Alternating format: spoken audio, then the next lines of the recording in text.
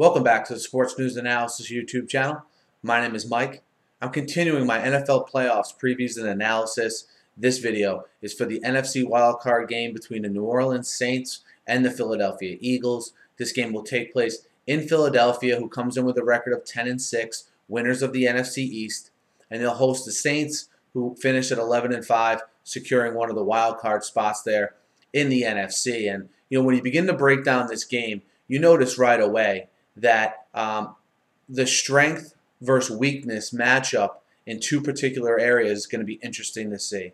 And a Philly strength, running the football. They lead the league in rush offense versus a Saints rush defense that allows north of 4.5 yards a carry.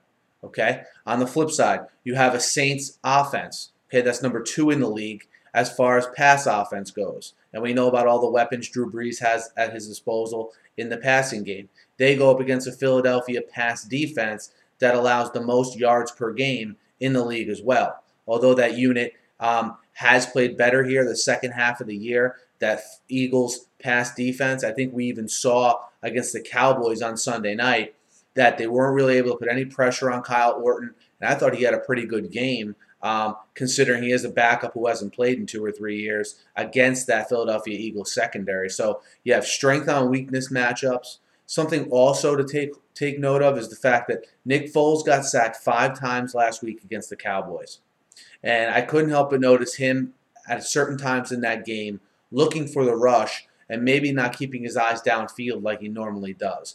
There was something a little off about Nick Foles in that game, I thought, and a lot of it stemmed, in my opinion, from the pressure he was facing from that Dallas, front seven in the pass rush department. And remember, the Saints, one thing they do very well is rush the quarterback. They're in the top 5 in the NFL in sacks. So are they able to put pressure on Foles early and often? And how does that affect Foles' mindset here in his first playoff game, being that he is a young quarterback? But you go on the flip side of that, you have a Saints team that's well documented, plays a lot worse, okay, on the road. They score about 15 points less per game on the road, and they give up a little more than a touchdown more from a defensive perspective away from the Superdome.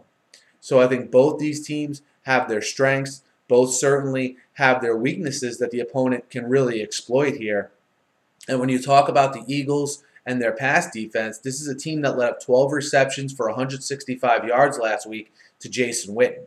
Now they have Jimmy Graham, for my money, the best tight end in football, coming into their building for a playoff game. They need to find some way to do a better job, obviously, of covering the tight end, because as good as Jason Witten is and has been, at this point in Jimmy Graham's career, you would certainly consider him more of a lethal weapon than a Jason Witten.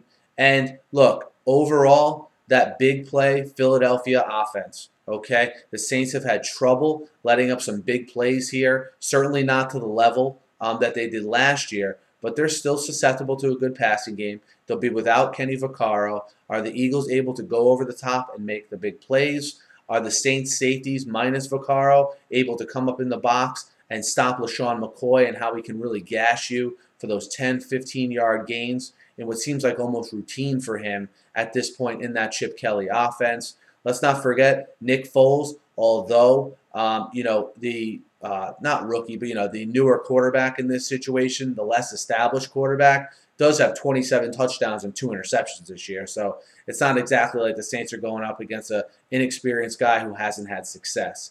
And I think in this game, I'd be really surprised to not see a lot of points put on the board unless the Saints can really get after Nick Foles from a pass rush perspective and the Eagles' defensive backs are able to ruin the rhythm of that Saints offense, which is really what it comes down to with them on the road.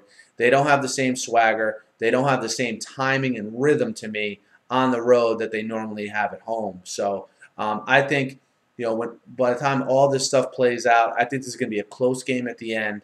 And I know I'm going a little bit against the grain here, but I actually like New Orleans plus the 2.5 on the road in Philadelphia. I like New Orleans' ability when they get in the red zone to score touchdowns more than I like Philly's ability.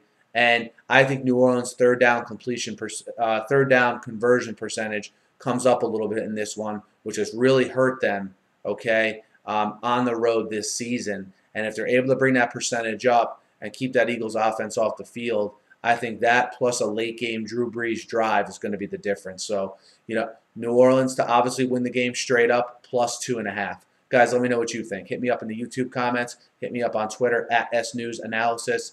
Be sure to subscribe to my channel. Guys, I'm previewing all the playoff games. I've already started my NFL draft coverage. I cover the NFL all year round on here. So be sure to subscribe. Thanks for listening, and have a great night.